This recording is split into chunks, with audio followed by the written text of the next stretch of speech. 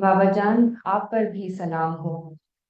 پھر آپ نے فرمایا میں اپنے جسم میں کمزوری سی محسوس کر رہا ہوں۔ میں نے کہا بابا جان خدا نہ کرے جو آپ کمزور ہوں۔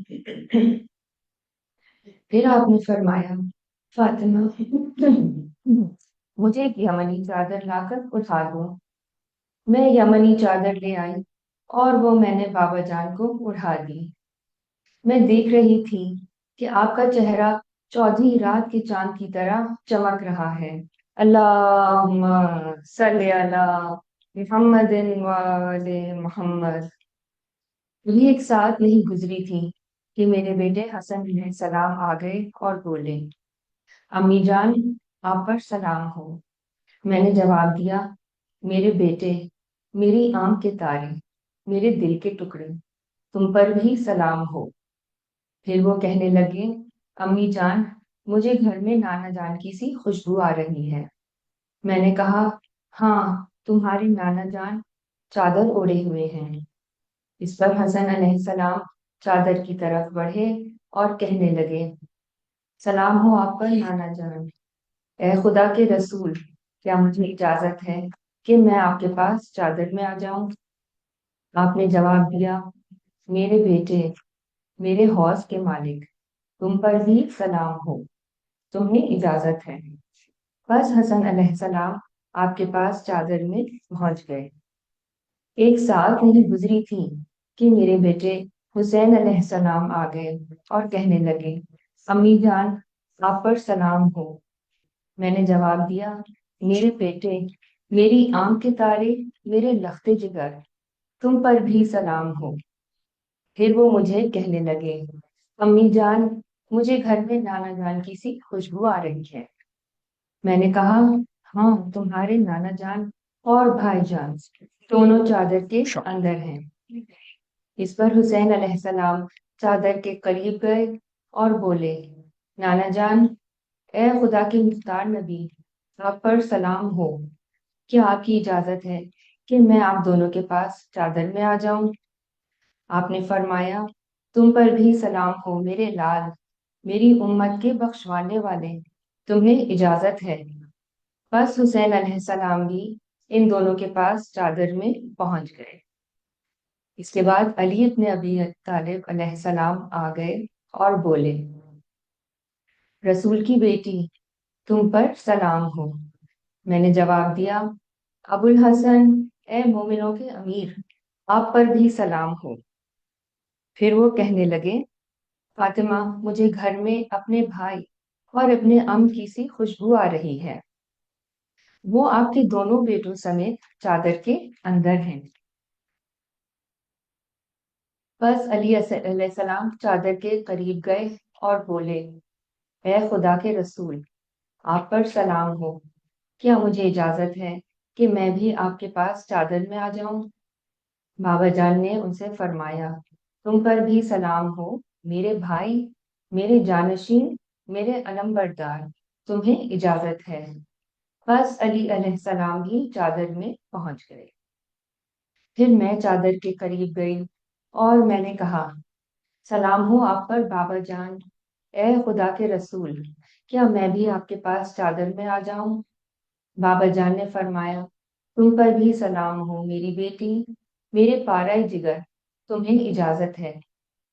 چنانچہ میں بھی چادر میں چلی گئی۔ اب جو چادر میں اکٹھے ہو گئے تو بابا جان نے چادر کے دونوں کنارے پکڑے اور دائیں ہاتھ سے آسمان کی طرف اشارہ کرتے ہوئے فرمایا اے خدا یہ میرے اہل بیت ہیں، یہ میرے خاص لوگ اور حامی ہیں، ان کا لحم میرا لحم ہے اور ان کا خون میرا خون ہے۔ جو انہیں ستاتا ہے وہ مجھے آزار دیتا ہے، جو انہیں رنجیدہ کرتا ہے وہ مجھے بھی رنج پہنچاتا ہے۔ جو ان سے لڑے گا میں بھی اس سے لڑوں گا، جو ان سے صلح رکھے گا میں بھی اس سے صلح رکھوں گا، جو ان سے دشمنی کرے گا میں بھی اس کو دشمن سمجھوں گا، اور جو ان سے دوستی رکھے گا میں بھی ان کو دوست جانوں گا، کیونکہ یہ مجھ سے ہیں اور میں ان سے ہوں۔ اے خدا تو اپنی سلوات برکات، رحمت، بخشش اور خوشنودی میرے اور ان کے لیے قرار دے، اور ان سے نجاست کو دور رکھ، اور انہیں نہایت پاک و پاکیزہ رکھ۔ اللہم صلی علی وآل محمد۔ پھر خدائے بزرگوں پر ترنے فرمایا، اے فرشتوں، اے آسمان کے رہنے والوں، میں نے یہ مضبوط آسمان، پھیلی ہوئی زمین، روشن چاند، چمکیلا سورج، گھومتے سیارے، تھلکتا سمندر، تیرتی کشتی، یہ ساری چیزیں صرف انہی 5 افراد کی خاطر اور انہی کی محبت میں پیدا کی ہیں جو چادر کے اندر ہیں۔ اس پر امین وحی جبریل علیہ السلام نے پوچھا، اے پروردگار، یہ چادر کے اندر کون لوگ ہیں؟ خداوند عالم نے فرمایا، یہ نبی کے اہل بیت اور رسالت کا خزینہ ہیں۔ یہ فاطمہ، ان کے بابا، ان کے شوہر اور ان کے 2 بیٹے ہیں۔ اللہم صلی علی محمد وآل محمد۔ جبریل علیہ السلام نے عرض کیا، اے پروردگار، مجھے بھی اجازت دے کہ میں زمین پر اتروں اور ان میں شامل ہو کر چھٹا فرد بن جاؤں۔ خدا نے فرمایا، تمہیں اجازت ہے۔ بس جبریل امین زمین پر اترے اور کہنے لگے، اے خدا کے رسول، آپ پر سلام ہو۔ خدائے بزرگ و برتر آپ کو سلام کہتا ہے، آپ کو درود اور احترام سے سرفراز فرماتا ہے، اور آپ سے کہتا ہے کہ میری عزت اور بزرگی کی قسم، میں نے یہ مضبوط آسمان، پھیلی ہوئی زمین، روشن چاند، چمکیلا سورج، گھومتے سیارے، پھلکتا سمندر، تیرتی کشتی، یہ ساری چیزیں صرف تم لوگوں کی خاطر اور تمہاری ہی محبت میں پیدا کی ہیں، اور خدا نے مجھے اجازت دے دی ہے کہ میں بھی چادر کے اندر آپ کے پاس آ جاؤں۔ اے خدا کے رسول، کیا آپ مجھے اجازت دیتے ہیں؟ رسول خدا نے فرمایا، اے خدا کی وحی لانے والے، تم پر سلام ہو، ہاں تمہیں بھی اجازت ہے۔ پھر جبریل بھی ہم لوگوں کے ساتھ چادر میں آ گئے۔ اس کے بعد جبریل نے میرے بابا جان سے کہا، خدا آپ کو وحی بھیجتا ہے اور کہتا ہے، انما یرید اللہ لیذھب عنکم الرجس اہل البیت ویطہرکم تطہیرا۔ اللہم صلی علی محمد آل محمد۔ کہ واقعی خدا نے یہ ارادہ کر لیا ہے کہ آپ اہل بیت سے نجاست دور رکھے اور آپ لوگوں کو پاک و پاکیزہ رکھے۔ تب علی علیہ السلام نے بابا جان سے کہا، اے خدا کے رسول، مجھے بتائیے کہ اس چادر کے اندر آ جانا خدا کے نزدیک کیا فضیلت رکھتا ہے؟ اس پر رسول خدا نے فرمایا، اس ذات کی قسم جس نے مجھے نبی بنایا اور لوگوں کی نجات کی خاطر مجھے رسالت کے لیے منتخب کیا، اہل زمین کی جس محفل میں ہمارے شیعان علی اور دوستدار اکٹھے ہوں گے اور ہماری یہ حدیث بیان کریں گے، ان پر خدا کی رحمت نازل ہوگی، فرشتوں ان کو حلقے میں لے لیں گے، اور جب تک وہ لوگ محفل سے رخصت نہیں ہو جائیں گے ان کے گناہوں کی بخشش کے لیے دعا کرتے رہیں گے۔ اس پر علی علیہ السلام نے کہا، خدا کی قسم، ہم اس وقت کامیاب ہو گئے۔ پھر رسول خدا نے فرمایا، اے علی، اس ذات کی قسم جس نے مجھے سچا نبی بنایا اور لوگوں کی نجات کی خاطر رسالت کے لیے منتخب کیا، اہل زمین کی جس محفل میں بھی ہماری یہ حدیث بیان کی جائے گی کہ جس میں ہمارے شیعان علی اور دوست اکٹھے ہوں گے، اس محفل میں جو کوئی دکھی ہوگا خدا اس کا دکھ دور کرے گا، جو غم زدہ ہوگا خدا اس کو غم سے چھٹکارا دے گا، اور جو کوئی حاجت مند ہوگا خدا اس کی حاجت پوری کرے گا۔ پھر علی علیہ السلام نے فرمایا، بخدا ہم نے اس وقت کامیابی اور برکت پائی، اور کعبے کے رب کی قسم اسی طرح ہمارے شیعان علی بھی کامیاب ہوئے اور دنیا و آخرت میں خوش نصیب ٹھہرے۔ اللہم صلی علی محمد و آل محمد۔ Thank you. اللہم صلی علی محمد و آل محمد۔ رو کے فرماتی تھی گر کی زوجہ، بھوکے پیاسوں کی یہ حاضری ہے، بیوی اس کو تم رد نہ کرنا، بھوکے پیاسوں کی یہ حاضری ہے، مجھ کو تقدیر کب کے گئی، جب کہ سب کی صفائی، خوان آگے اتروانے فضا، بھوکے پیاسوں کی یہ حاضری ہے، پرسا دینے کو آئی ہے، حاضری شے کی لائی ہے لوٹی، فاتحہ دو شہید بے وطن کا، بھوکے پیاسوں کی یہ حاضری ہے، مجھ میں طاقت نہیں ہے بکا کی، صبر کر میرے صابر کی پیاری، آ کے کچھ کھا لو بالی سکینہ، بھوکے پیاسوں کی یہ حاضری ہے، اپنے مصغر کا صدقہ، شاہ مظلوم کے سر کا صدقہ، توڑو فاقہ پیمبر کا صدقہ،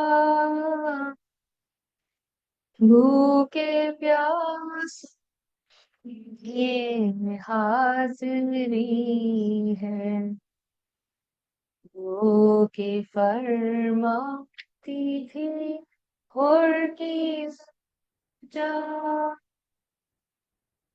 بھوکے پیاسوں کی یہ حاضری ہے، اللہم صلی علی محمد وآل محمد۔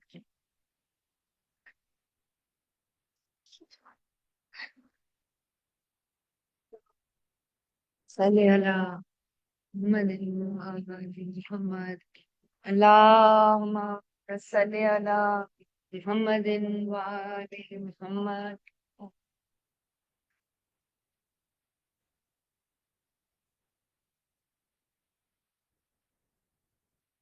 صلوات اللہ اللہم صلی علی محمد آل۔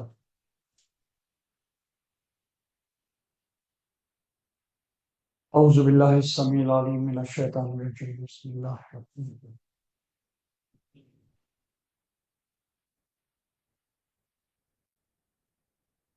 اعوذ باللہ السمیع العلیم من الشیطان الرجیم، بسم اللہ الرحمن الرحیم۔ نون والقلم وما يسطرون ما أنت بنعمة ربك بمجنون وإن لك لأجر غير ممنون وإنك لعلى خلق أسيم صدق الله العظيم صلوات.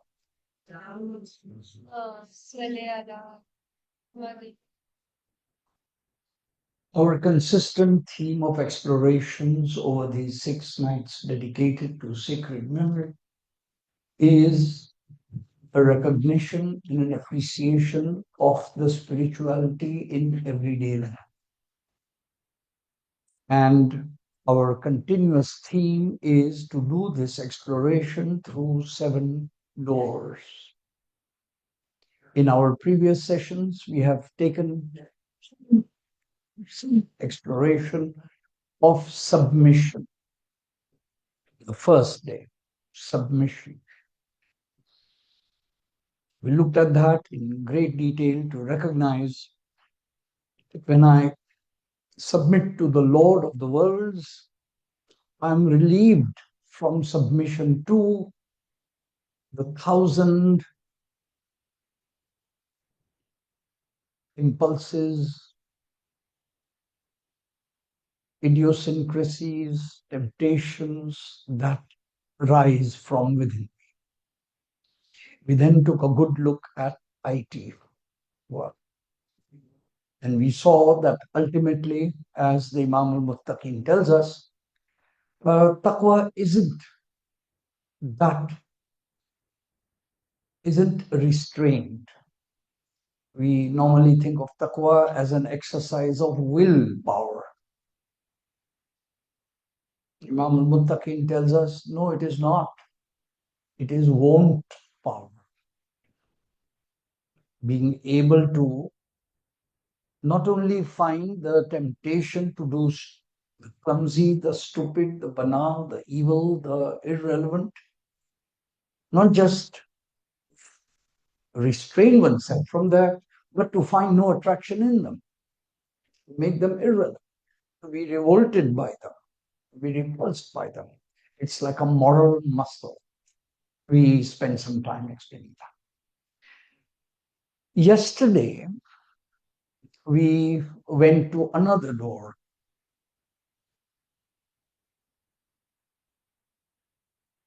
We looked at a definition of spirituality coming from modern thinkers. We looked at the way a modern writer explains spirituality, opening 3 sentences of the book. I have the book here. So we went in detail of the third door.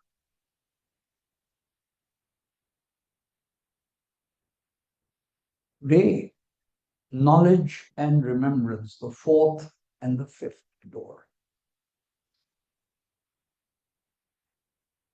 Today we will look at 2 of them, since we have 6 talks for 7 doors. So today we'll be combining. And therefore, it was my honor and privilege to recite the opening verses of Surah Qalam. I could have easily chosen chapter 96, Surah Alaq, Iqra. There is the whole issue of knowledge. And today we will be similar thing, chapter Surah Qalam, Noon wal Qalam, wama yastarun. Noon is one of the abbreviated letters. A few remarks on that in a moment. I swear by the pen and that which they write in lines. You are not by the grace of your Lord possessed. Ma anta binehmati rabbika bimajnoon. You are not possessed. There is a direct link in a moment. We will explore this.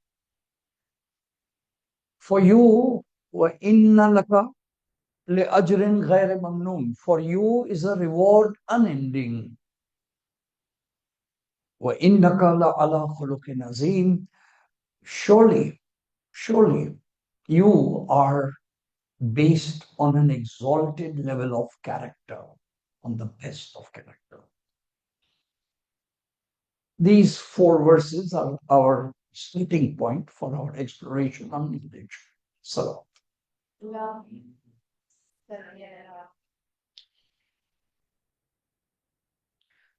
this letters, the abbreviated letters, huruf muqattiyat, form a complete study by themselves. It is one of the wisdom and the wonders of the Quran that there are 29 surahs of the Quran which contain these mysterious letters, significant letters, abbreviated, lots of other words for them. And these are a constant, if you like, focus of meditation. And people much wiser than me have pointed out something extremely interesting. They have said if you look carefully at the letter Noon itself, its shape and form, Noon, just the letter Noon, and then the word Kalam, it is significant that this letter occurs only once in the Quran. This is the only place where it is huruf muqattiyat, one of the separate letters. If you look at the form and shape of the letter Noon, they say it looks like an ink pot. Wal qalam, the pen dipped in the ink pot. Wama yastarun, that which they write. So now the sentence would be, I swear by the ink pot, swear by the pen, and by that which they write. So suddenly now our attention on that individual letter turns into not just an individual letter, but the source. But the source of all writing, the ink pot.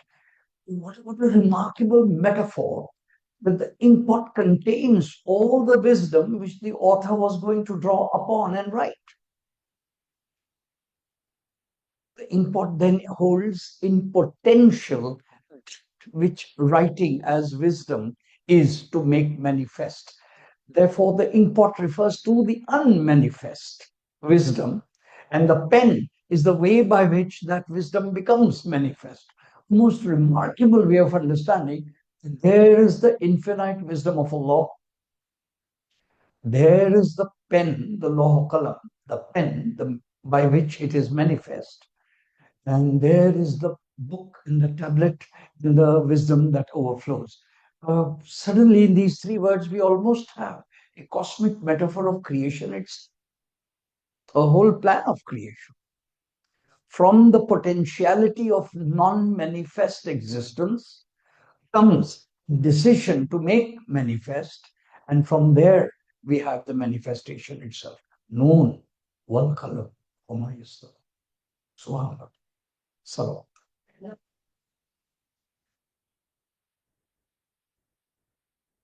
And it is instructive that immediately after this reference of writing, Allah subhanahu wa ta'ala turns to a majestic quality of the Prophet. You are not, by the grace of God, بِنِعْمَةِ رَبِّكَ بِمَجْنُونَ. You are not possessed. You have not lost your equilibrium.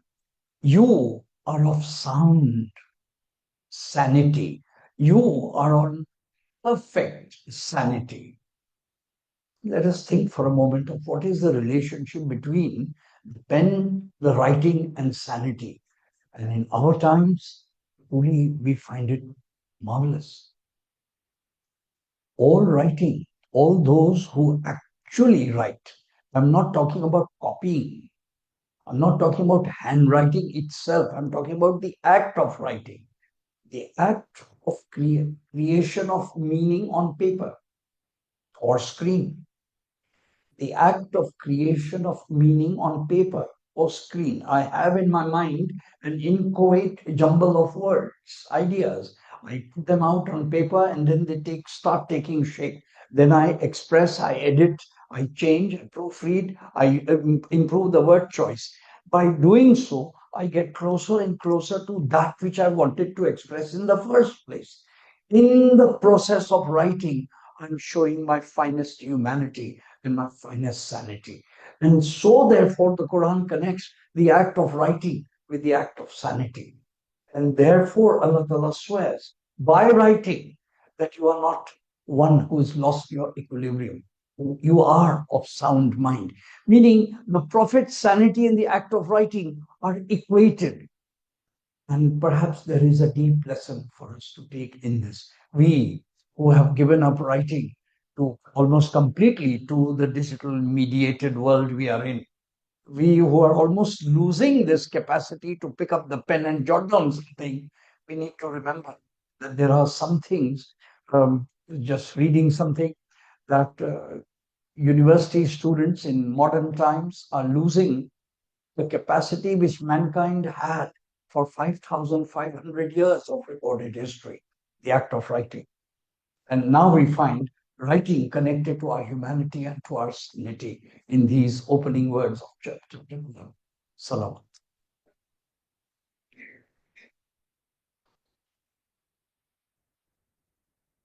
This business of knowledge is a great business. And we live in an age where truly there is enormous confusion. It will be my honor and privilege to, even if at the risk of repeating things that I have said in previous gatherings right here in these things, there is no harm in repeating a few worthy things. We need to take this word knowledge and make distinctions and understand it. For of all the words that are abused today, knowledge is the most abused, misused. So let's understand four. We begin with data. Data. This is what you might call the plenitude of facts, inverted commas, facts, data. What the way things are, the way things happen. In themselves, data is unlimited. I won't say infinite. The word has different connotations. Data. Data in and of itself has no meaning. It is, as somebody put it, like sand. The, the, the quantity of grains of sand by themselves have no meaning. They have sand, a lot of sand. One grain of sand, another grain of sand, yet another grain, millionth grain of sand, billionth. You can go on like that. It just is. So data then would be what you might say the plenitude of facts. Now, when we select from data that which we need, we have information. Data, information. A good example of that would be the telephone directory containing, once upon a time we used to have telephone directories. I know youngsters don't quite know what that is. We live in another world. We used to have these thick volumes, yellow pages and all of that. Three volumes. True, true.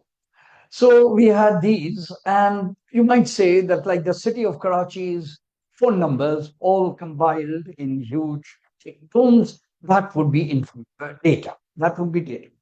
Information then would be a selection out of those numbers of value to me. This would be my home telephone directory. This would be a selection of phone numbers from there of my relatives. Perhaps ladies would immediately know the tailor. And of course, the second category of tailor. And important things, phone numbers of value. So now we see from data, we select. So a selection of data then gives us information. Now, information organized in a turn is knowledge. Information organized in a pattern is knowledge. Let us just pause here and see. So many of us confuse information with knowledge. So when youngsters say to me, but I have Wikipedia, I don't really need you to tell me. I say, yes, you do need me to tell you. For on Wikipedia is information, unfiltered, some of it quite bogus, some of it shaky, some of it good. Not all Wikipedia is bad. I know, we've checked. So the internet can contain enormous quantities of not knowledge, information, data. These are the raw materials on which we create patterns. So perhaps the best way of understanding that is the periodic table in chemistry. That is knowledge. And the genius who gave it to us, Mendeleev, the Russian chemist, he was the one who had the access to enormous data, information about all the elements. He was the one who was able to see that there is a pattern in them, and he was able to organize them. And he was the one who saw how chlorine and fluorine and iodine form sequence. And once they were in sequence, it is truly to his and humanity's greatness that helium was found first on the sun and then found on Earth. That's why it is called helium. It's one of those chemistry things. That he was the one who, at that time, given the equipment of that time, a wrong atomic number of an element. And he said, no, no, no, it can't fit there. The measurement is wrong. And it was. And that's how I was able to get oxygen in the right column. A lot of other details there. Now, there we have knowledge. The periodic table is knowledge, information organized in a. You're with me so far? So, yeah. Um, uh, and knowledge applied to life gives wisdom. Now we have the fourth word. From data to information to knowledge to wisdom. And all traditions accept that one can have a lot of knowledge but be short on wisdom. Wisdom is an application of knowledge to life. And this then is that wedge between how it is possible for people to know so much and yet take stupid decisions, and how some people may not take, may not know a lot, but they have wisdom. They have that sharpness, that acumen by which we say, भाई इन्होंने तालीम हासिल नहीं की लेकिन इनमें हिकमत बहुत है. And this is the distinction we make between knowledge and wisdom. And wisdom is finally the kind of it is which knowledge is aimed at. Ultimately, if knowledge is not applied to life or is not applicable to life, what is it if not, in the Quranic metaphor, a donkey laden with, what is it if not a burden on a beast which doesn't understand and can never understand? A donkey cannot understand the quality of the weight of the books on it. And this then is the metaphor of us who can know a lot, but if you are unable to apply it to life, unable to connect it to life and living, then the transition between knowledge to wisdom then is a lifelong process which has got stymied somewhere. And so today our theme, as I explore it, I need to kind of, clear the way between what knowledge is not. Information is not knowledge. It is the stage prior to knowledge. When it is organized in a pattern, it is knowledge. And the effort to get it into that organization, that effort is a human effort. And that cannot be short-circuited. Since I need to explain this a little bit, it's Salli Allah. और बारे दीगर ना रहे सब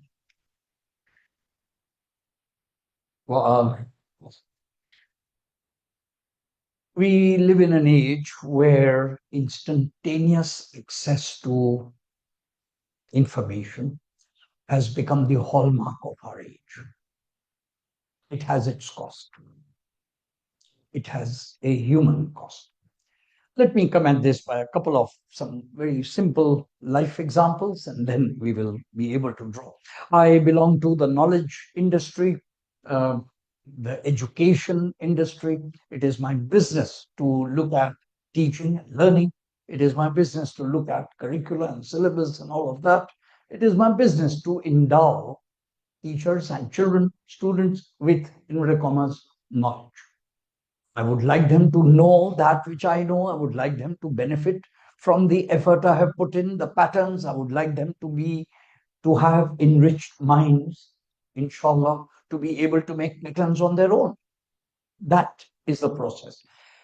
But we live in an age of very strange infusions, and it doesn't take much thinking to realize that some of the fake information, some of the disinformation, some of the materials around us are a serious threat to our sanity, are a serious threat.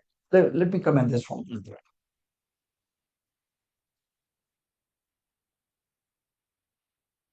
A homely example. Imagine a gentleman who would like to give a gift to his wife.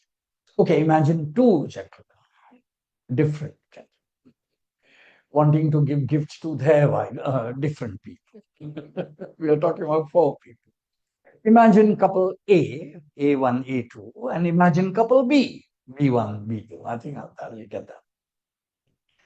And person A, gentleman A, is a well-off person, very, very, very well off.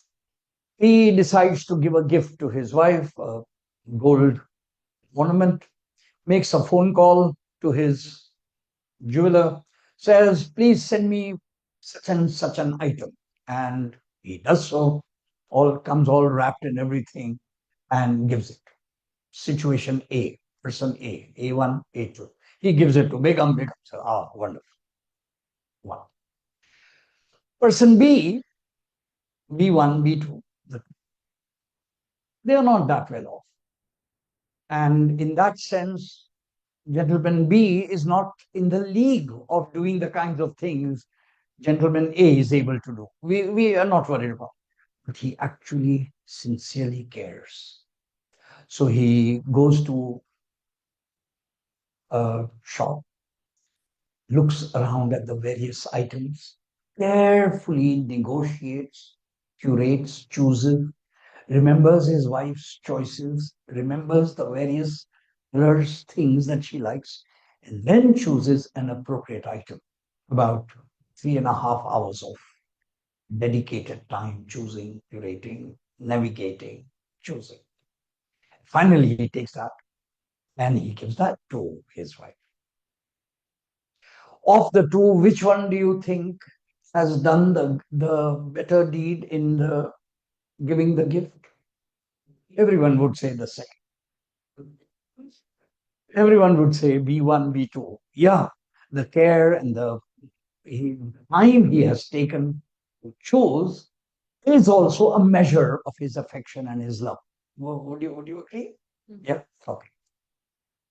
I know some would say, no, no, what was what was the first? Yeah. So it's something immediately that we understand is exactly the metaphor of knowledge and the effort that it takes. If I have everything in the tip, if I have everything in the tip of my finger, if my knowing doesn't cost me any effort or time, if it is instantaneous, it is knowing, it is value. That is not the issue. But the time and energy it takes to turn information into a pattern that makes sense, a pattern made by myself, surely that has value of another kind. We are talking about capacity, a human capacity of knowing that which makes knowing of value, that which takes time. And we live in an age where this time is seriously, seriously being eroded. We think that we can actually take shortcuts and we can actually know. But no, it doesn't work that way. And our experience tells us this. We will give one more example and I will move on. Salam.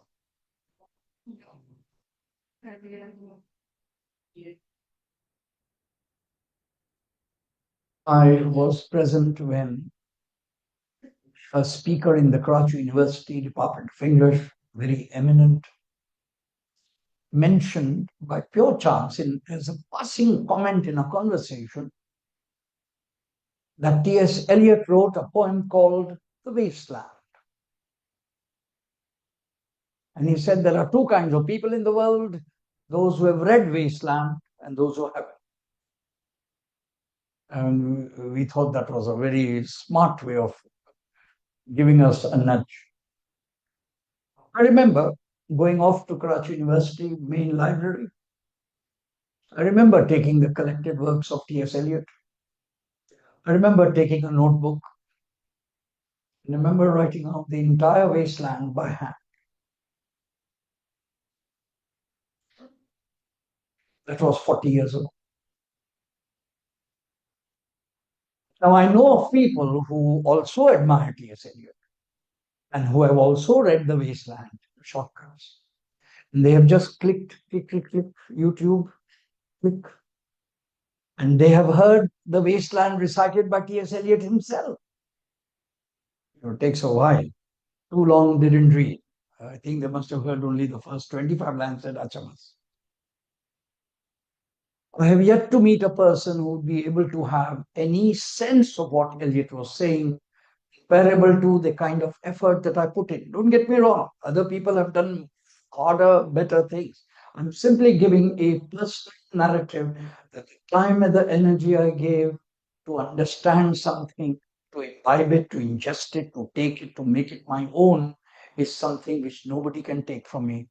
Whereas if it was a couple of clicks away, it was easy come, easy go. It was easily in and just as easily out. And there lies the whole crux of the world we are in. And there are around me young people who listen to extremely wise things in reels. That little bit of snippet from some scholar, some whatever it is that the algorithm has built them, and they can't for the life of them remember who it was because it was just a face. So they can't tell me the whys, the wherefores, they can't tell me the name, the scholar, they can't tell me the date, the book, they can't tell me. And then they marvel, so the heck do you remember all this? Well, I put in the time and the trouble to do it. And there lies the distinction between information and knowledge. In the sacred path of life, Allah subhanahu wa ta'ala invites us to knowing. Don't confuse knowing with inform. There lies the distinction. So,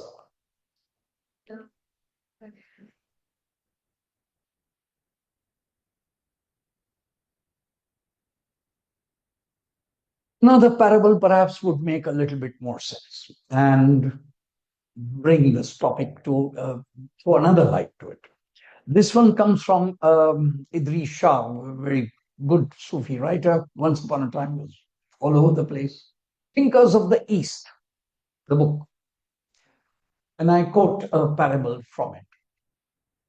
An answer of Humayun Adil. That's the title. And the book is available free PDF. So all you need to do is type Thinkers of the East, click an answer of Humayun Adil, click, see, there we go. Humayun Adil, Sheikh, master, heard someone say in his presence, if only scholar so and so speech had more references, was more dense, had more examples, how nice it would be. Humayun Adil, Sheikh, is sitting, there are other people, and one gentleman refers to a talk that he's heard of someone else. And it's not complaining, but he's describing that if only that other talk, other lecture that he had heard had more references, was more dense, had more wisdom, how nice it would be. Humayun Adil immediately said, this reminds me of a man who came upon 4 pages of a manuscript written in beautiful calligraphic ink. And the man looked at the pages, read them, and said, if only there was no blank space around the pages or between the lines. Somehow, if only even that much space hadn't been wasted, how nice it would have been. And the moment he thought this, something magical happened. the pages that he was holding, suddenly the ink of each of the letters began spreading. And within a few minutes, all the 4 pages were completely black.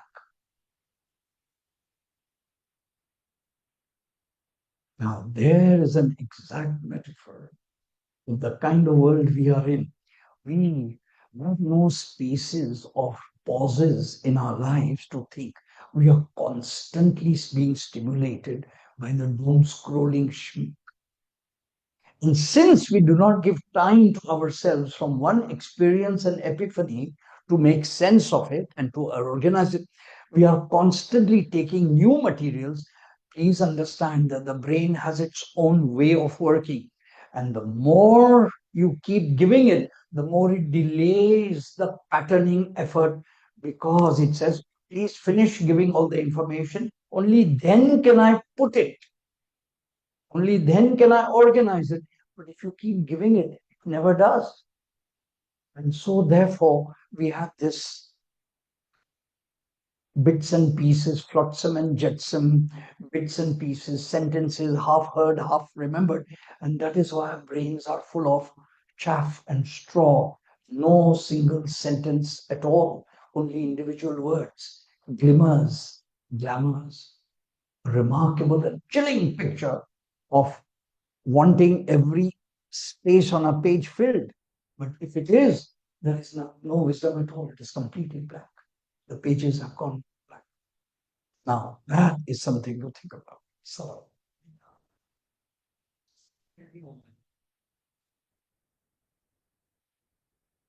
this problem of knowledge is a deep problem. And now we take a look at something for balance to it. My teacher gave me this piece of wisdom in a peculiar way, so I will try and imitate that and give it. He said, all of us say, Auzu billahi samil alim min shaitan rajim, because we can be assailed by shaitan. So we say to God, preserve us from the curse, the shaitan. He said, not so the Prophet, not so the Masums, not so the Panjatan Pak, not so the blessed ones. They have been preserved. So, particularly the Prophet. So, what did they seek refuge from? Particularly the Prophet. I mean, if shaitan is not an issue for them, what did they seek refuge from? He asked this rhetorically. We kept quiet. He said, so please continue.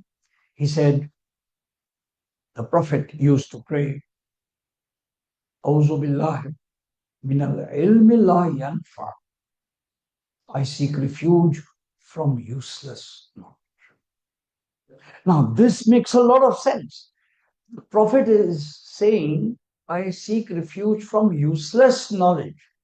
I'm sure he meant this deluge of irrelevant information, this unworthy burden on our hearts and minds, and he is seeking refuge from Allah for that. Because remember, the prayer quoted in the Quran by the Prophet is Qul Rabbi Zidni Ilma.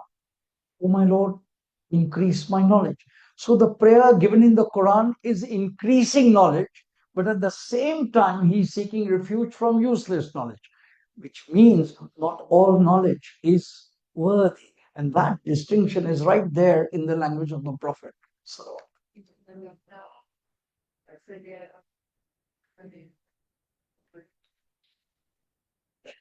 um, digression on this Kul Rabbi Zni Ilma Allah ye guftagu ho chuki hai, and people who remember reminded them ye ho chuka, but koi haraj nahi. We normally translate this as it is on every school notice board. Hey, mere Rab, yeah, mere ilm mein izafa farma. Yeah, no, no, this is not what this prayer. We consider, oh my Lord, increase my knowledge. This is the English translation. No, it is not. Let's take a moment to think on this, and as a result of this conversation, correct it everywhere. Qul Rabbi Zidni ilma. Now, the exact the way the grammar works. You see, the Prophet is not saying, Qul Rabbi Zid ilmi. He's not saying this. He's not saying increase my knowledge. By the way, just think about this. What's the big deal in the Prophet saying increase my knowledge when on this planet every ignorant person, you and me, everyone, whatever stage we are, always say increase my knowledge. We don't know everything. We will never know everything. So we can always know more. So what is the big deal in the Prophet saying increase my knowledge? I mean, इसमें तो कोई कमाल नहीं लगता.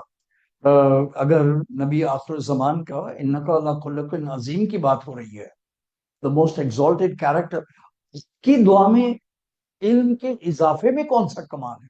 This is not what he is saying. Yeah, that is interesting.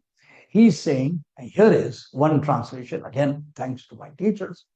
My Lord, increase me in knowledge. है मेरे रब, मुझ में इजाफा फरमा इल्म की खातिर. Increase not my knowledge, but my capacity to know. Fill not my with more knowledge because it is filled less. Change the size of my vessel. Change the size of my. That is a prayer worth the Prophet. That is a prayer worth all of us.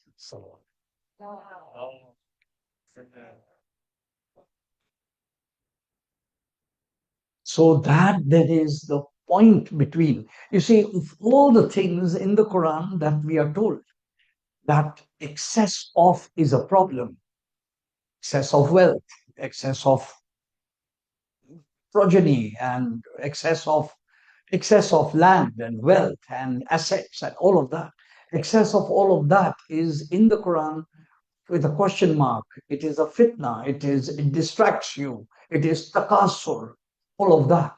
It is only about knowledge that Allah Ta'ala says you are welcome to pray for more of it. And Khwaja Khirat, a 13th century Chishti saint of Indo-Pak subcontinent, makes a very fine connection with human. He says, imagine the five senses, and you will find that there is a point of satiation for all of them. No matter how much taste, however much luxurious taste you have, there will come a time when it will be too much. Whatever, however valuable or delicious a taste is, there will be a time when you will say, no more, I've had it. Perfumes, you can enjoy any perfume, but there is a limit. After a time, you will say, I no longer feel it anymore, or no, it's enough. Sight, you can see the most gorgeous paintings, art, nature, sunsets. There is a time when you have feet of it and say, bas bahut, it's okay, enough. Silk, the finest experience you can have of delicacies. But then there is a time when even that is, you have enough of it.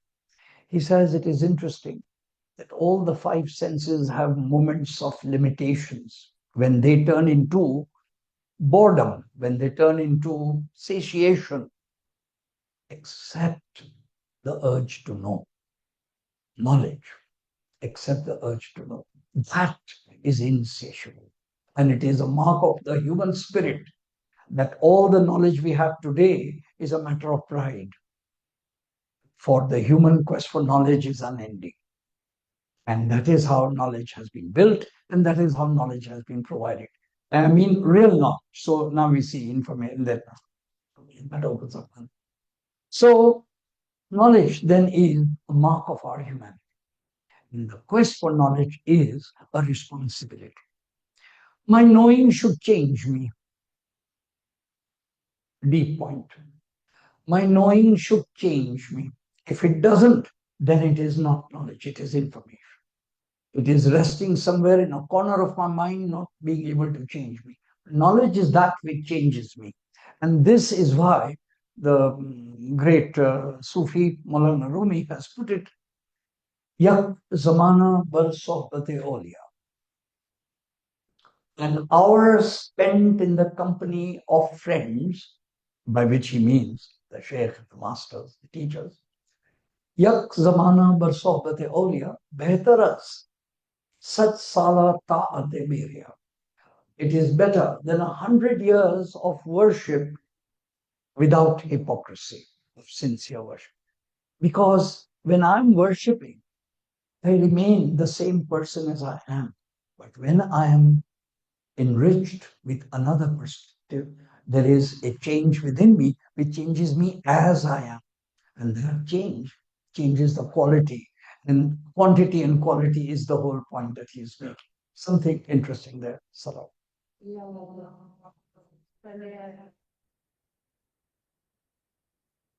So then we come to the second word, zikr. I'll have to do this briefly. The word zikr occurs over 292 times in the Quran. And I'm now talking about not the word zikr, zal, kaf, re, but all the other formulations of it. So tazkir, tazkara, zikra, zikr, zakir, all of its permutations combined. It's a, it's a major word.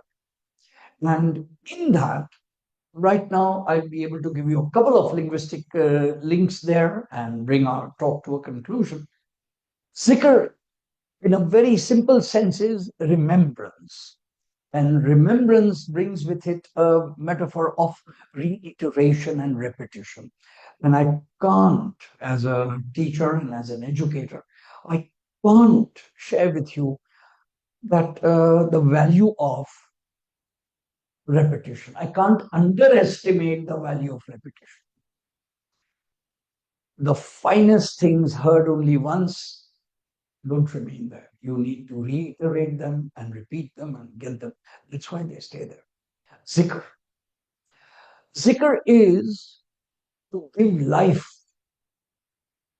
Zikr is to give life, to therefore keep alive. It is to not just memorize, but to remember and to recollect. Deep words there. Zikr.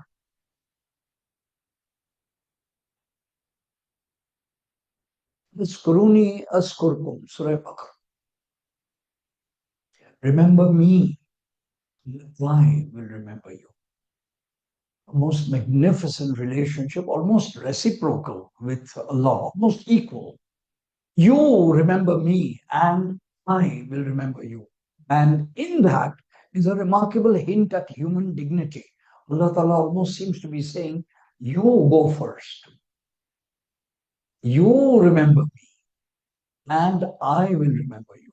And masters have taken this as a poetic starting point. Remember me in company, and I will remember you in company better than yours.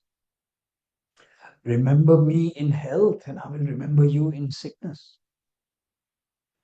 Remember me in prosperity, and I will remember you in need. Remember me when you are full, and I will remember you when you are hungry. It goes on like that. But the most powerful note that masters have said is when this sentence comes to a close, and he says, remember me when you are alone, and I will remember you when I am alone. And when Allah subhanahu wa ta'ala says this, the masters say, the mind is simply stunned at understanding. What does that mean? We don't really know. As Muslim. Zikr. Zikr is to remember. And masters tell us that there are 3 or 4 levels of remembering. First, we are to remember the primordial of a time before we came here. Hence, the Yom Alast. Hence, the this vision is granted to us in the Quran. And remember when all the souls of humanity were arrayed before God, and God said, "Am I not your Lord?" And everyone said, "Bala, yes, you are." Alastu bi rabbikum qalu bala. And that when we came here, something in our soul memory, when we came here, we have forgotten. Zikr is to remember a forgotten promise, a forgotten. pledge. Then, once we are here, in an effort to understand that pledge and to live by it, we remember that the messenger is reminding us. This is why one of the commandments of the messenger is Tazkir Ayyam Allah. Remember the days of a complete talk right there, but one of the names of the Quran is Zikr because it reminds us of truths that we have forgotten. One of the things that Zikr does is to remember the grace and the gratitude that is given to us. And truly, we can take anything at all for granted. And somebody put it very well. If you want to see, if you want to see the grace that surrounds your life, spend 24 hours in your neighbor's house. And soon you will see the enormous blessing of your own house. Zikr.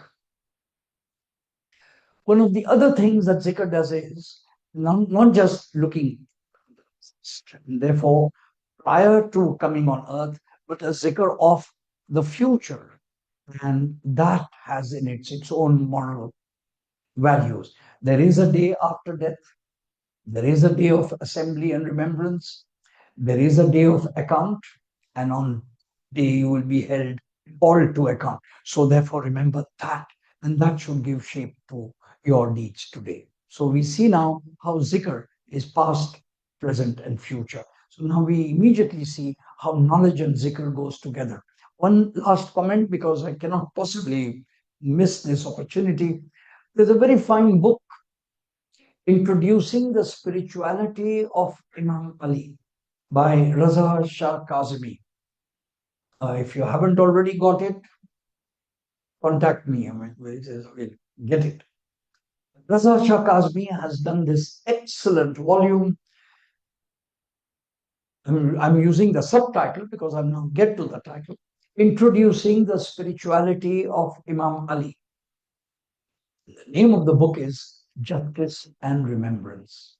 And I find it extremely apt that of the two qualities of the Imam Ali that he's chosen, these two share the Imam's life completely.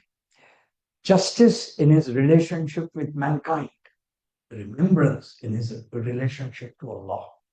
Brilliant. So,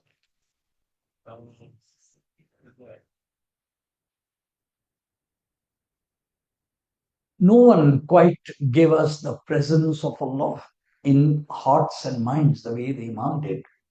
And for now, simply the opening sentences of Dua Kumail and Dua Sabah, just some meditation on that, and you would understand that the man who speak about God like that has a different understanding of the presence. And some other time, perhaps, these are therefore the two major doors by which our lives can approach spirituality and we can be a bit anchored in the world we are in. I come now to the concluding part of our talk. You know immediately, of course, which hero we'll be talking about of Karbala because we did the Hazri. We have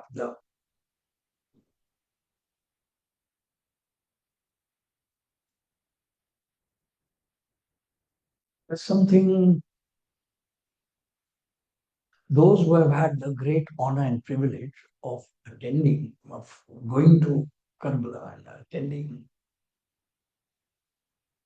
being present,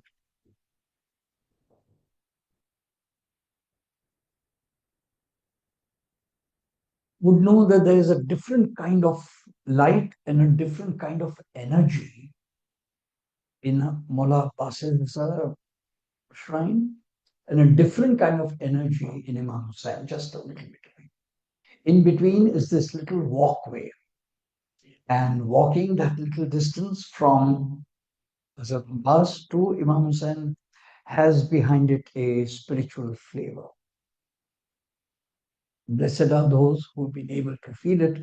I only learned yesterday through the same ways by which we learn these things.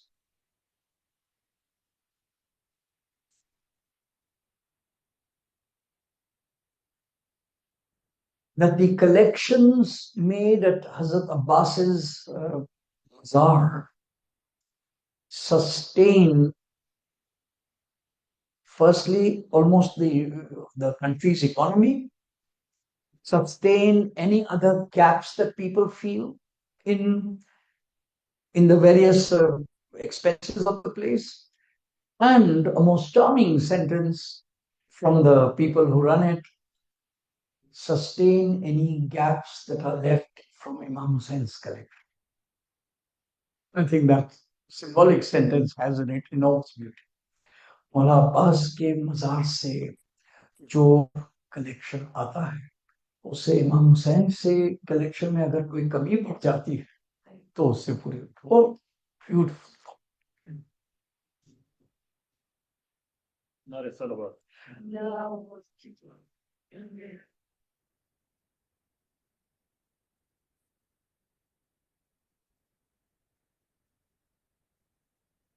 اللهم صل على محمد وآل. Today, it is my honor and privilege to share a few sentences from Allama Zaki Bakri. तारीख ये कहती है कि 4 मर्द अगर करबला में होते तो काफी था,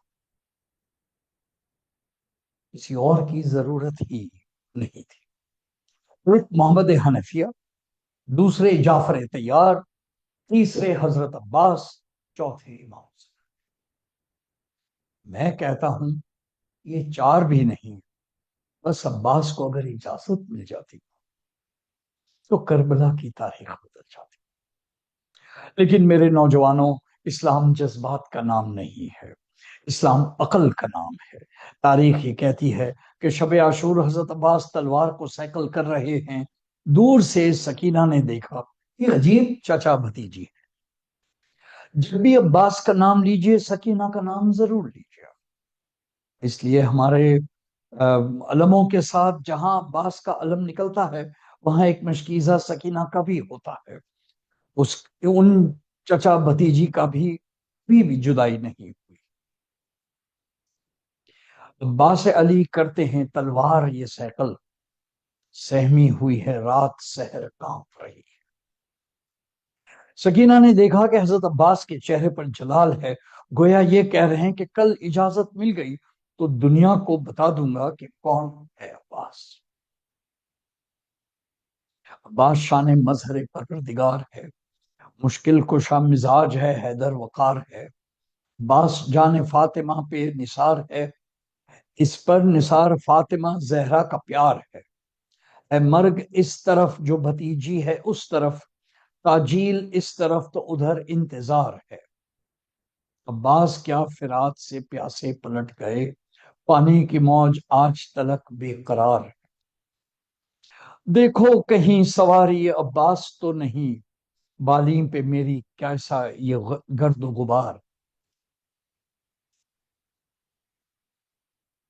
सकीना दौड़ी हुई आई, बाबा के पास आई. बाबा को देख देख के चचा के चेहरे पर कि कैसा जलाल है.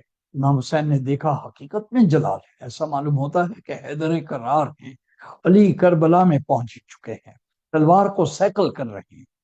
जलाल हैदरी को संभालने के लिए जैनब की जरूरत थी. जैनब को बुलाया और कहा अब्बास का को गुस्सा आ गया है, इसे संभालो.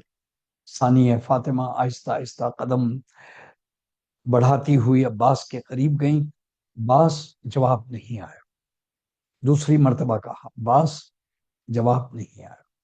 तीसरी मर्तबा कहा अब्बास माँ फातिमा जहरा का वास्ता.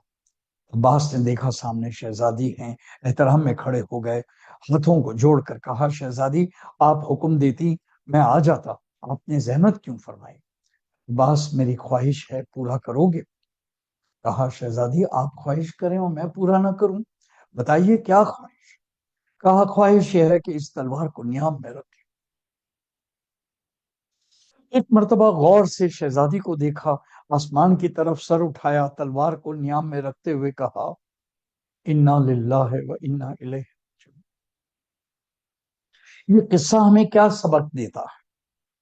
सबक ये दे रहा है कि अब्बास ने जज्बात पर अमल नहीं किया, हुक्म इमाम और हुक्म ज़ैनब पर अमल किया। तारीख कहती है अब्बास असर आशूर के करीब कलम को लिए हुए आए। मौला इजाजत दीजिए। फरमाया, तैयार हो गए अब्बास, जाओ पानी ले आओ। अब्बास बड़ा मजलूम शहीद है, ऐसा शहीद है जिसके पास कुवत थी, मगर हुक्म कुवत थी मगर हुक्म था कि तलवार नियाम में रहे, न चले। तारीखें लिखती हैं कि अलम को लिए हुए अब्बास आगे बढ़े। हुसैन ने गौर से सर के पांव तक भाई को देखा। अलम पर लिखा हुआ था, नसरुम मिन अल्लाह व फतहुन करीब। हुसैन ने नीचे लिखा, इन्ना लिल्लाहि व इन्ना इलैहि राजिऊन। अब्बास जाओ, खुदा हाफिज। रिवायतें कहती हैं कि जब रुखसत के लिए अब्बास आए तो जैनब ने अपने बाजुओं को देखना शुरू कर दिया। अब्बास ने पूछा, शहजादी ये आप अपने बाजुओं को क्यों देख रही हैं? कहा, अब्बास, मेरे बाबा ने कहा था मेरे बाजुओं में रस्सी बंधेगी, मगर मैं सोचा करती थी कि जिसका अब्बास जैसा भाई हो उसके बाजुओं में रस्सी कैसी? मगर अब्बास तुम अब जा रहे हो तो अब मुझे यकीन हो गया कि मेरे बाजुओं पर रस्सी बंधे। जाओ, खुदा हाफिज अब्बास। अब्बास चल। फातिमा जहरा को पुरसा दीजिए। बीबी कहती हैं कि मुझे सबसे ज्यादा जिन मसाइब को बयान करना पसंद है वो अब्बास के मसाइब है, इसलिए अब्बास मेरा बेटा है। रिवायतें कहती हैं कि सकीना ने बच्चों को जमा किया। मेरा चचा पानी लेने के लिए गया है, भी पानी आए। सकीना बता रही हैं, अलम जा रहा है, मेरा चचा जा रहा है, पानी आ जाएगा तो मैं पहले नहीं पीऊंगी, पहले तुम्हें पिलाऊं। रिवायतें कहती हैं एक मर्तबा अलम झुका। सकीना कहती हैं, मेरा चचा पहुंच गया फरात पर, पानी अभी आया जाता है। अलम पलट कर आने लगा। सकीना खुशी खुशी कह रही हैं, अभी पानी आया चाहता है बच्चों, बस घबराओ नहीं, देखो चचा का अलम करीब आ रहा है। यहां तक एक मर्तबा अलम झुका। सकीना परेशान हुई, कभी मैमना की तरफ देखती, कभी मैसरा की तरफ देखा, कुछ नजर नहीं आया। कुछ देर बाद अलम बुलंद हुआ। सकीना ने कहा, नहीं, मेरा चचा आ रहा है, अभी भी मेरा चचा। दूसरी मर्तबा अलम झुका। सकीना ने भी मेमना को देखा, मैसरा को देखा। सकीना इंतजार करती रही, एड़ियों को उठाया, अलम नजर नहीं आया। खुश को खुश कूजे को जमीन पर फेंका, हाथों को उठाया, परवरदिगार मुझे पानी नहीं चाहिए, मेरे चचा भेज दे, मेरे मालिक। उधर अब्बास ने आवाज दी, मौला आखिरी सलाम कबूल कीजिए। रिवायतें कहती हैं कि हुसैन घोड़े की एड़ी देकर पहले कमर को थाम लेते। आज बस इसी हिस्से के लिए मैंने आपसे रुखसत ली है। करबला में एक जाकिर थे, उनका नाम मोहसिन था। हमेशा हजरत अब्बास के मसाइब बयान करते थे। उनका तरीका यही था कि जब भी मसाइब बयान करते, कहीं ना कहीं नुकात निकाल कर हजरत अब्बास के मसाइब बयान करते। एक मर्तबा ख्वाब में देखा कि एक बीबी काली चादर ओढ़े आई हुई हैं और कह रही है, मोहसिन तुम अब्बास के मसाइब बयान नहीं करते। वहां शहजादी, मैं तो उनके अलावा और किसी के मसाइब बयान नहीं करता। फरमाया, एक मखसूस मुसीबत है जो किसी और के हिस्से में नहीं आई। कहा, शहजादी वो क्या? फरमाया, हर शहीद जब घोड़े से गिरता था तो हाथों का सहारा था, लेकिन अब्बास जब घोड़े से गिरे तो मुंह के बल जमीन।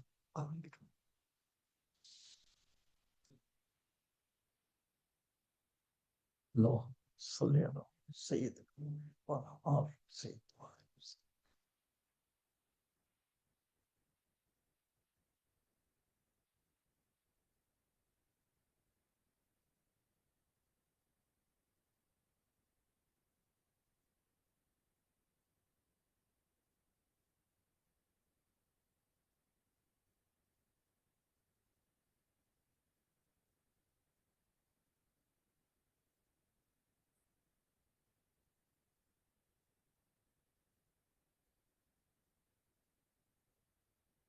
بولے شبیر میری بالی سکینہ کی آس، میرے بھیا عباس،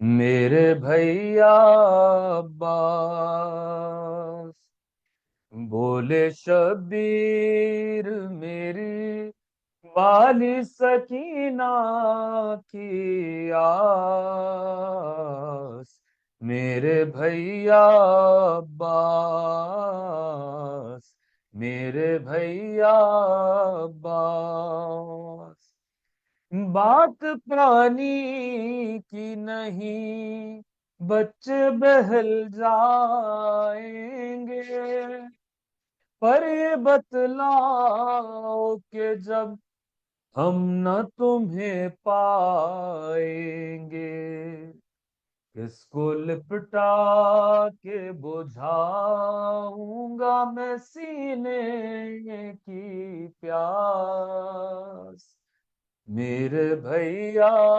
عباس، میرے بھیا عباس،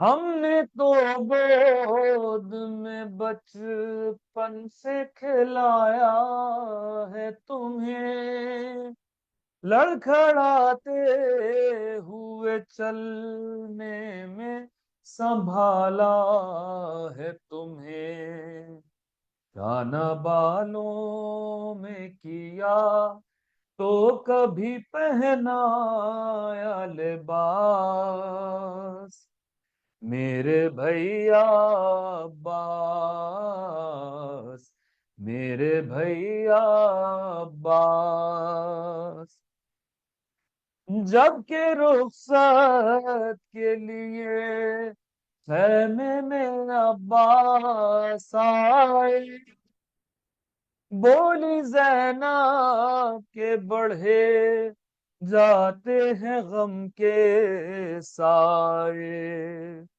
آتے ہیں اب تو عجب طرح کے دل میں وسواس، میرے بھیا عباس، میرے بھیا عباس، حق سے مانگا ہے علی نے تمہیں نصرت کے لیے، حملے کفر سے سرور کی حفاظت کے لیے، تم چلے جاؤ گے تو کون ہے شبیر کے پاس، میرے بھیا عباس، میرے بھیا عباس، الغرض لے کے وہ مشکیزہ سوئے خیمہ چلے، سر پہ ایک گرز لگا مشک چدی بازو کٹے، بولے شبیر میرا دل ہوا جاتا ہے اداس، میرے بھیا عباس، میرے بھیا عباس، پانی لانے کے لیے تم گئے سوئے دریا، کیا قیامت ہے ملی लाश तुम्हारी भैया, कौन अब आके बुझाएगा सकीना की प्यास। मेरे भैया अब्बास, मेरे भैया अब्बास, मुंतजिर है दर खैमा पे सकीना भैया, सबका कह के बुलाती है हसीना भैया, उसके होठों पर बस एक नाम है अम्मू अब्बास। मेरे भैया अब्बास, मेरे भैया अब्बास, माजिद उस दम यही अब्बास ने सरवर से कहा, खैमे में लाश न ले जाइए मेरी आका। रोए शबीर बहुत सुन के ये हसरतो यास। मेरे भैया अब्बास,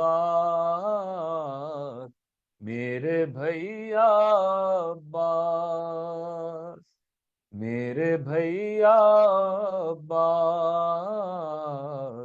मेरे भैया Abbas.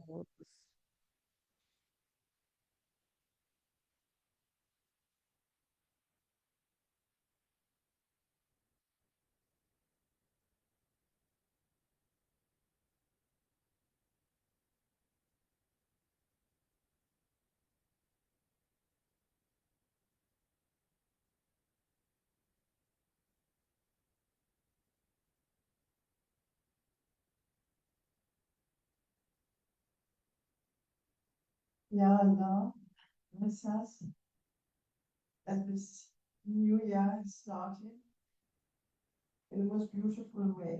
When I was a young girl, I used to ask my father, why is it that we have to cry every time our new year starts? And he told me that you don't cry, you just focus and live the life that you are. People of Karbala live. And now, as a grandmother, it makes a lot of sense to me. Please grant us good health, wisdom, prosperity, and guide us to stay Sirat al-Mustaqim. Ya Allah, and shower us with your rahmah, as you are the most merciful of the merciful, and your mercy is greater than all our sins. Ya Allah, Ya Shafiu, heal us when we are sick and in despair. Let your nur shine upon us. Protect us from evil and darkness. O Allah, we greatly beseech you to strengthen our faith and help us gain patience and perseverance to obtain your command, to obey your commands. Fill our hearts with love, mercy, and compassion, especially towards the lesser privileged. Bless all our loved ones and the entire Muslim Ummah with unity and peace. Forgive our parents who are with you in their heavenly abode and grant them infinite mercy and reunite us with our parents in paradise. Protect our children and grant them the wisdom to choose right from wrong, to appreciate their loving parents and to respect their teachers, and most importantly, to bow down before you regularly and thank you with every breath they take. You are the Lord of generosity. You are the all-knowing, the all-seeing. Grant us success in all we do and spare us from humiliation in this world and the torment hereafter. Amen. Bismillah.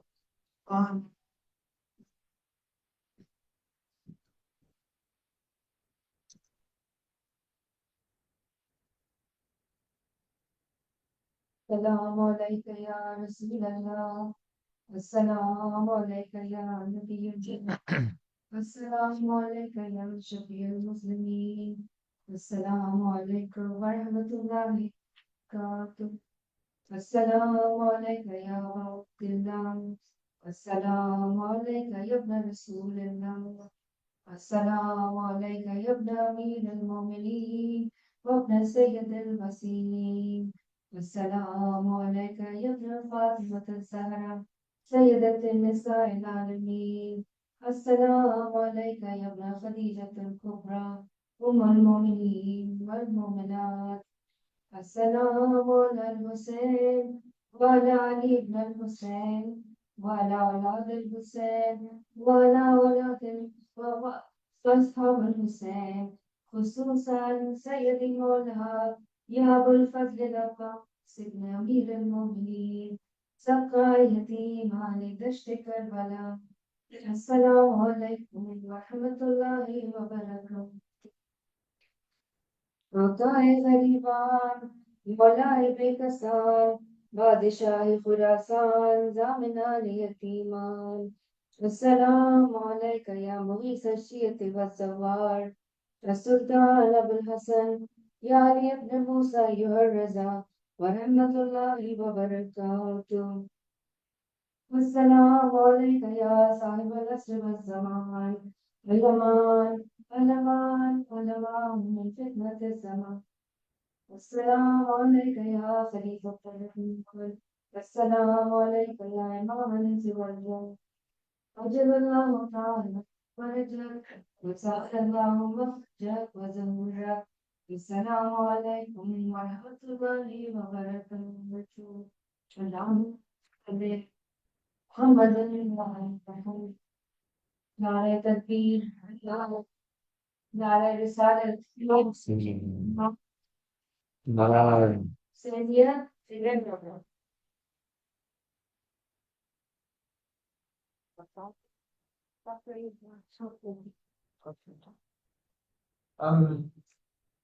In the name of people near and far, dear ones whom we have lost recently, and before those who are connected to us, Fatiha is requested. Let us offer.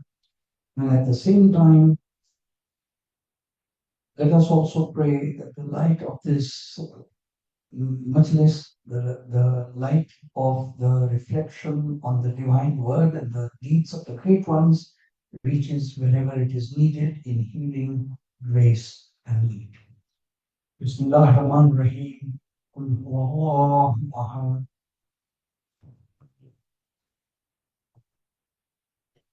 Bismillah ar-Rahman ar-Rahim. Qul huwallahu ahad.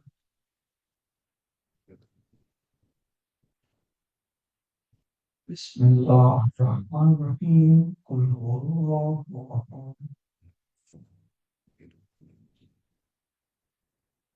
Bismillah ar-Rahman ar-Rahim. Alhamdulillah Rabbil Alameen. Ar-Rahman ar-Rahim. Malik yawmiddin. Iyyaka na'budu wa iyyaka nasta'in. Ihdinas siratal mustaqim. Siratal ladzina an'amta alayhim.